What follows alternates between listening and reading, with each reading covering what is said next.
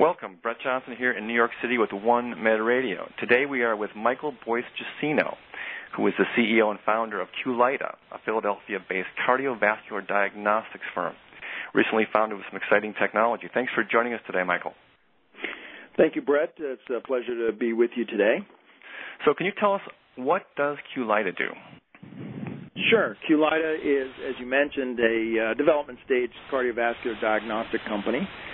We're relatively new. We founded in August 2010 and did our first financing just at the end of last year. We're a spin-out of Drexel University, and we're focused on developing point-of-care diagnostics for acute myocardial infarction or heart attack diagnosis. And how are people diagnosing this today? Today, the big challenge is that more than 6 million people are going into emergency rooms every year with chest pain, and primary care physicians provide EKGs, electrocardiograms, and a biomarker test for a protein called troponin. And the challenge is that basically both of those tests end up being normal, if you will, in their initial reads, and the patients end up spending 9 or 12 hours in the emergency room before the current technologies allow an accurate diagnosis of a heart attack. And so what does your technology do? Well, our goal is to enable much earlier diagnosis and more accurate diagnosis of that troponin protein by providing a test that's several orders of magnitude more sensitive than current technologies, so that as soon as the heart attack occurs, we can start to measure changes in the level of that troponin protein being released by tissue. I see. And so what is so is it a device then, or is it can you talk about the product itself? Sure.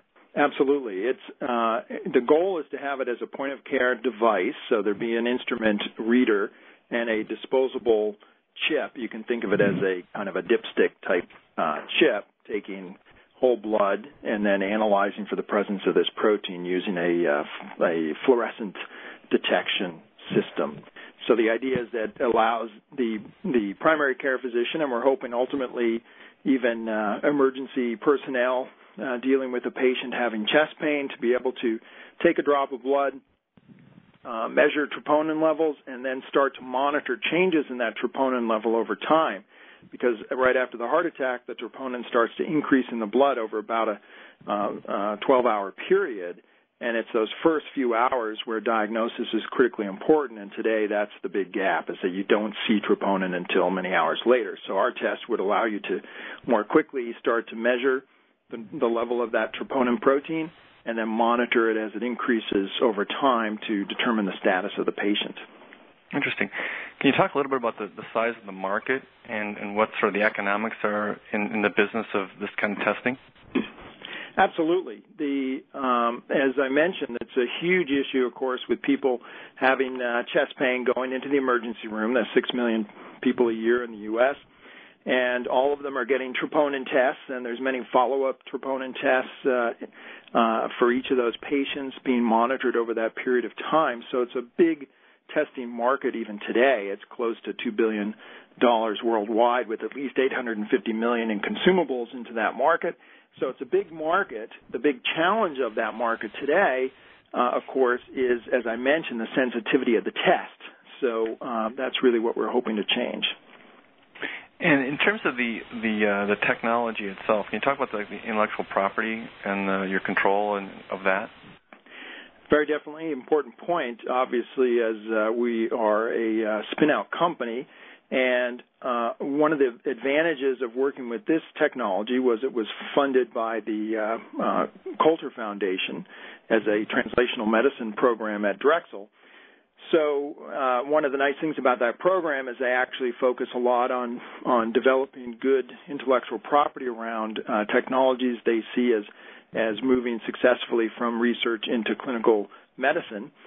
So when we looked at it as a company opportunity for technology to be licensed out of the university, we were very happy to see strong position established. Obviously, it's early days, but well-formulated patent filings around the core technology, which is the platform, if you will, for detection, and the method of detecting those sensitive biomarkers. And we think the advantage then is, of course, we can do troponin today, and we can start to expand the number of biomarkers for other inflammation markers that change in cardiac disease in general as well going forward. So what stage is the company at now? Well, we're definitely in development stage. As I mentioned, we just got our financing at the end of last year, so we have 4 people right now working on the technology, basic biochemists and engineers developing the breadboards and establishing the sensitivity of the test. Another nice thing about the Coulter program is that they'd actually done some early preclinical testing on human samples to determine the sensitivity of the test before we established the company. So a lot of our work now is validating our ability to move that successful work out into the company and then build the breadboard to start to prototype the commercial instrument. So what are the regulatory issues the company may face? Well, there's good news about the troponin market, as I mentioned, that it's well-established market, and troponin is standard of care, so it's actually a reimbursed test today. So we see it as a 510K path to FDA approval for the test. I see. So the company is looking to raise some additional capital, and how would that be used? Yes, we used our initial seed round to allow us to establish the breadboard and bring the team together, and then we're looking to do the next round of financing to allow us to build the beta prototype and start to do some testing with clinical collaborators. And so what's the timeline when you think that this product could be ready for the market? We think the goal is certainly in 2012 to have the beta instrument and start to do the clinical testing, which would allow us to work with clinical research labs certainly in 2013 and then move quickly to commercialize the instrument after that. So how did you get involved in the company? Well, I got involved through people at Drexel University and Coulter Foundation when I was looking to do another spin-out company here in the Philadelphia area. I had previously I was the founding CEO of Bionanomatrix, which was spun out of Princeton University. And before that, I was Chief Scientific Officer of Orchid Biosciences in this area as well, which we took public some years ago.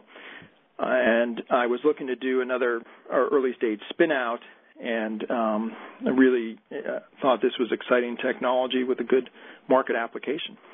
Terrific. Can you talk a little bit about who your existing investors are? Yes, we have 2 right now. We have Ben Franklin Technology Partners, which is a very active group within the Philadelphia area for early-stage technology, and a group called Net Scientific, which is a UK-based investment fund. Terrific. And what was your experience with the Coulter process? I mean, how did that all work, and how did that affect, I guess, the development of this new company? Well, the Coulter Foundation is pretty unique in that it funds technology that its team of industry experts choose or identify as having high likelihood of success and high impact in clinical medicine, which they refer to as translational medicine, basically taking those technologies and translating them, if you will, for clinical applications.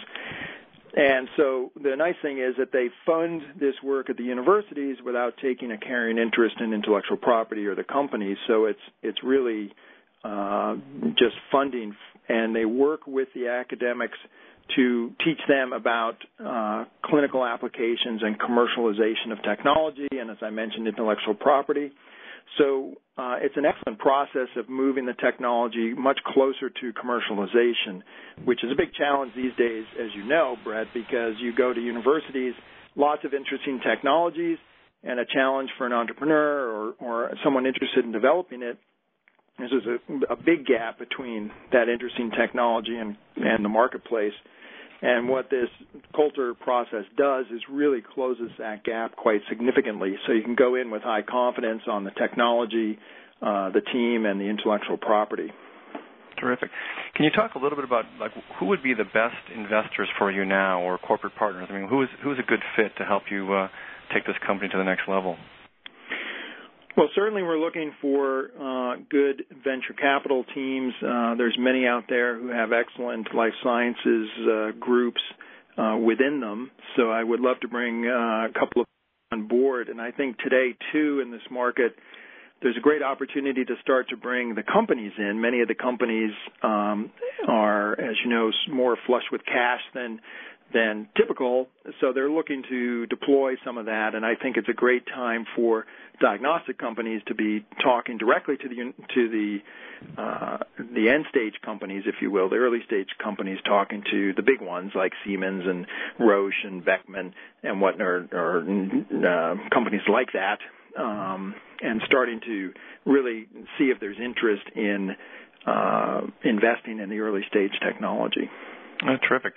Well, actually, you know, you I know will be presenting at the OneMed Forum in San Francisco on January 9th through the 12th. In fact, there's a panel session on diagnostics. It's going to focus on some of the big new trends in diagnostics. So I believe you'll be presenting after that session. So you know, that will give you a chance, I think, to get in front of some of those kinds of people.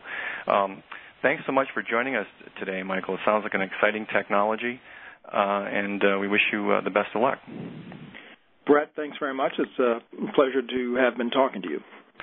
That is Michael Boyce-Jacino, who is the CEO and founder of QLIDA, an exciting company based in the Philadelphia area. He will be presenting at the OneMed Forum in San Francisco January 10th and 11th. So hopefully our listeners can join us and hear more from him at that time. Brett Johnson in New York, signing off for OneMed Radio.